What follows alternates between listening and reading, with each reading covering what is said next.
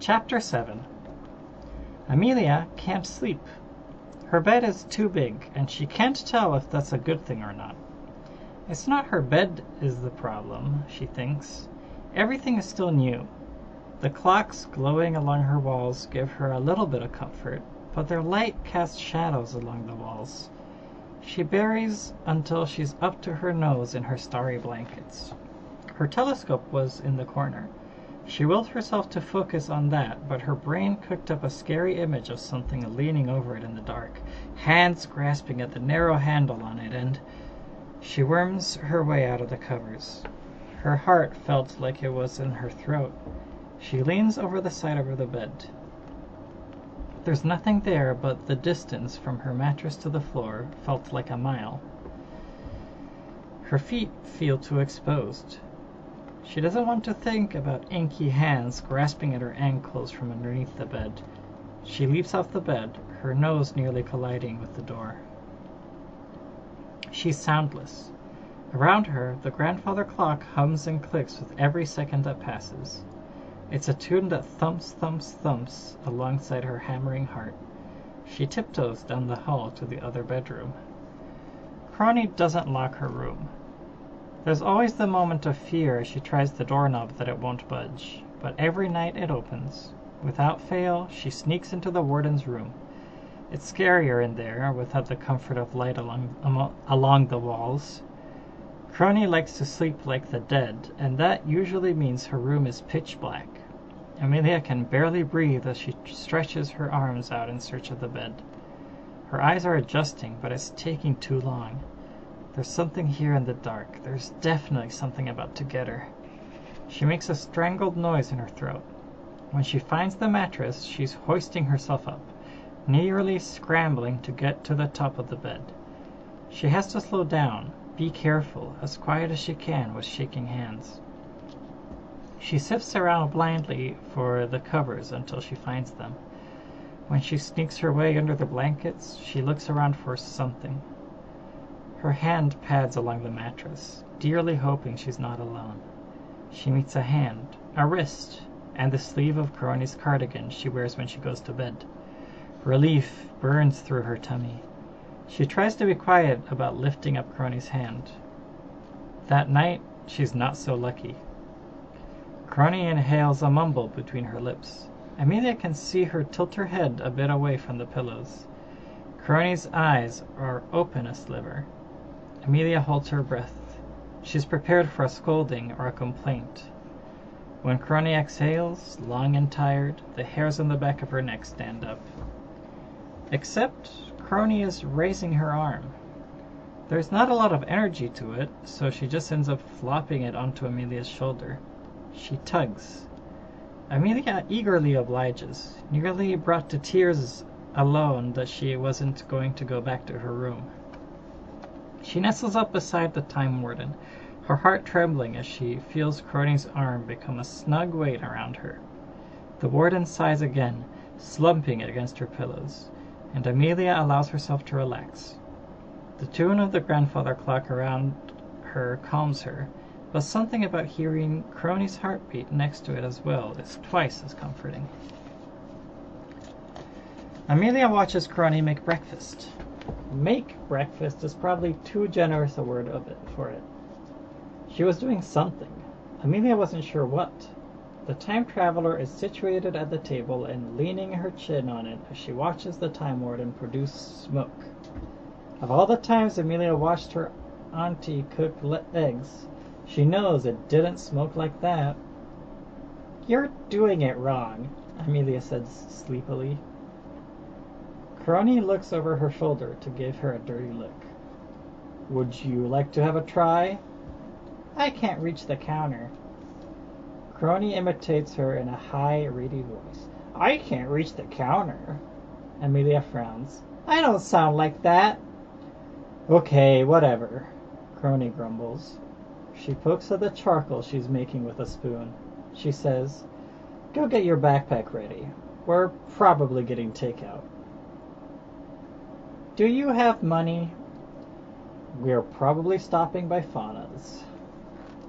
Amelia inhales, a burst of energy hitting her. "Fauna! Mother Nature! She's sliding from her chair, her watch in her hand in nearly a second. She winds the knob on it, and in 4 seconds she's retrieved her backpack from her room and she's back by Crony, hopping excitedly around her legs. Fauna! Fauna! Fauna! Amelia chants.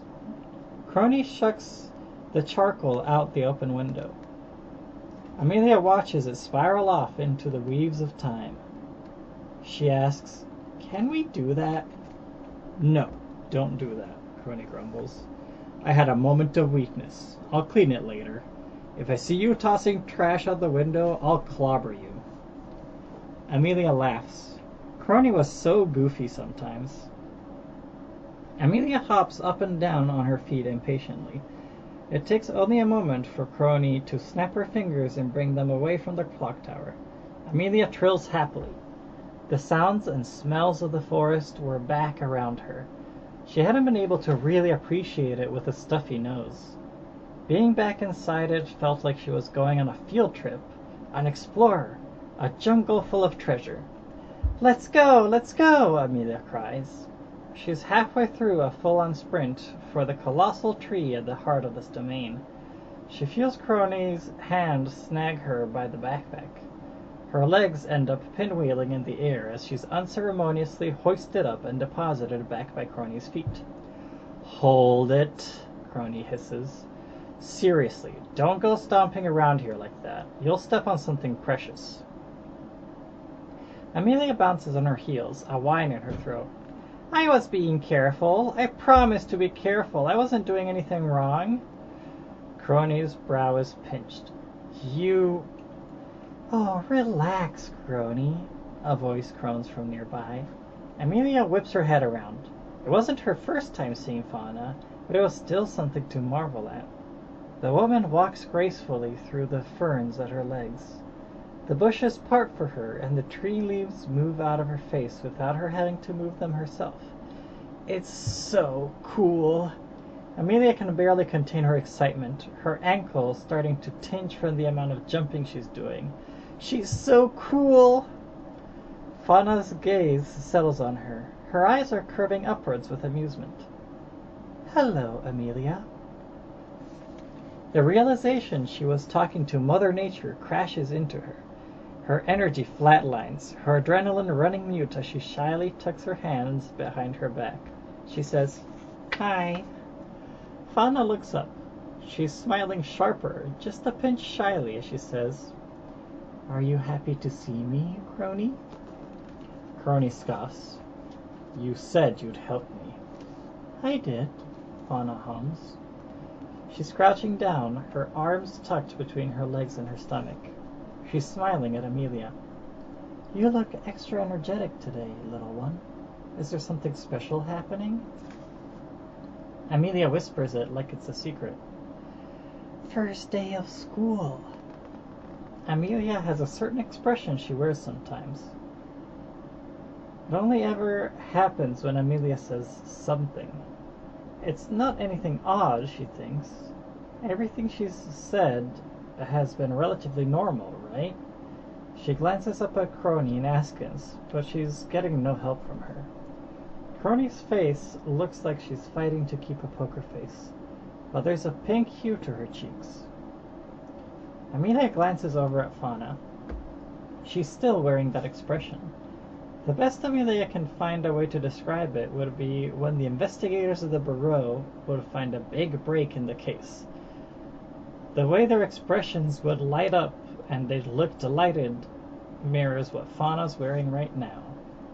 "Well," Fauna says primly, "do you have everything ready?" "Mm-hmm." Amelia turns to the side to show off her backpack. It's just a plain blue backpack, but she's decorated it with pins and stickers. There is one pin of a fish that she points at and says, "I got this one from the second biggest aquarium in the world. I just went one day and I saw so many stingrays and tuna, there was..." "Okay, chill out," Crony mutters. She's placing her hand on Amelia's head. Amelia's teeth clamp together, her words getting clogged in her throat. The sudden contact made her face warm. She happily bobs on her feet as Crony pets her head, completely unaware she's doing it as she says to Fauna, "I need your help with something." "Already?" Fauna tilts her head, her eyes half-lidded. That was kind of fast, wasn't it?" "Fauna," Crony says tightly. "Oh, I'm just teasing you. It's been so long, you know." Fauna giggles. "You're wearing a cute face right now, Crony." Amelia peeks up to look. She couldn't see much of Crony's face because of her bangs. She looked a little red. "I can't cook," Crony says blankly. Fauna says, "Oh, still?" "Fauna." Fauna ducks her head, a shy laugh following her as she stands up. "You're making it too easy, Crony. Don't look so beat up about it. I promised I'd help, so don't feel bad about coming to me for help." Crony mutters, "You're making that difficult." "Forgive me." Fauna looks at her with a twinkle in her eye. "I simply missed my warden." Amelia feels Crony's hand still for just a moment before she's ushering Amelia to follow after Fauna. Amelia goes with hesitant glances up at her caretaker. Crony looked for all the world like that hadn't bothered her, but there was something in her eyes. Amelia can't place what it is. She likes that Crony hasn't taken her hand off her head. She doesn't point it out, afraid Crony will recoil her hand. She simply savors it as it is until they get to the big tree. Instead of hanging outside like last time, Fauna leads them deeper into the roots. Nestled in the shadows underneath this tree, there's a home etched into its bough. Some of the roots part before them as Fauna walks forward. The door to it is a wreath of vines, sharp thorns parting way for them. Amelia stares at them lovingly. As if knowing what she's about to do, Crony's fingers tap warningly on her head. "Now, here we are," Fauna hums. Her coat leaves flower petals in her wake as she moves throughout her home. The entrance foyer has a few vines falling from the ceiling. She watches Crony use one as a coat rack. Not wanting to be left out, Amelia hangs her backpack up on it as well. She watches in awe as the vine wraps around it and tucks it against the wall. Crony has her fingers touching the back of her shoulder, ushering her inside after Fauna. The inside is a wonderland. Amelia's been to a butterfly exhibit before. It's nothing to the ferns and leaves decorating the walls and poking out of corners, out of the room, out from windows. She can barely breathe as half a dozen butterflies swoop low through an open doorway and disappear into some plants. A table and a few chairs are situated along a fountain. It's a fountain built into the home, running water that looks like it was carved by the tree itself as it runs in a circle around the chairs and then down alongside the walls until it reaches a pond on the far side of the house. Amelia hears frog croaks from that direction and nearly bolts it for the water. Crony grips her shoulder and murmurs, "Don't." "But," Amelia says, "frogs, Crony, frogs." "Do you like my home?" Fauna asks. She's speaking out from around a veil of vines. Amelia can hear something brewing behind her. It must be the kitchen. "I don't find much use for it, as I'd much rather be outside, but I do like to have a quiet place to read." "Since when did you like reading?" Crony mumbles. "Not everything man makes is troublesome," Fauna says. "Moomy brings me a few good ones." Amelia hears Crony mutter something to herself. She frowns. She knows she's in Mother Nature's home, but things that don't add up are starting to rear its head. She holds her questions on her tongue up until they've settled at the table. Fauna has made them tea, the smell of warm honey in the air as she distributes their cups along with slices of lemon bread and diced vegetables. Amelia is barely a bite in when she asks, "Aren't books made from trees?" Crony wheezes, a napkin flying to her lips as she fights not to choke on her food. Amelia glances at the warden in amusement, her gaze sliding over to Amelia. Something about her eyes is off, Amelia thinks. She doesn't know what it is. The gold of them is a lot duller than before. Yes, they are, Fauna says slowly. For a very long time, I hated them. Amelia suddenly feels embarrassed for asking. She pokes at her food and mumbles, "Sorry." "Oh, don't be." Fauna is reaching over to brush her bangs out of her face. Amelia likes that. She sits up more in her chair, the twisty feeling falling off her completely from the warm look Fauna gives her. Someone very dear to me taught me a little more about what humans make. I'm not always a fan of it, she winks conspiratorially. But there's some romance series that I'm particularly fond of. Amelia sticks her tongue out. Gross, kissy stuff. Fauna laughs and her hand drops down to tweak her nose. It makes Amelia laugh too. There's a pleasing feeling she started to harbor whenever she makes her caretakers smile. She likes that feeling. Romance novels, Crony echoes dryly. Her eyebrows are raised as she takes a sip of her tea. Fantasizing a bit, are we? Fauna looks utterly delighted, she says. I don't have to fantasize about it when you're right here, Crony.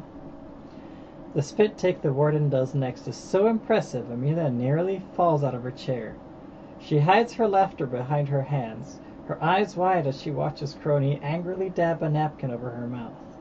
Fauna is wearing a mischievous smile. Right, Crony drawls. I think it's time for school.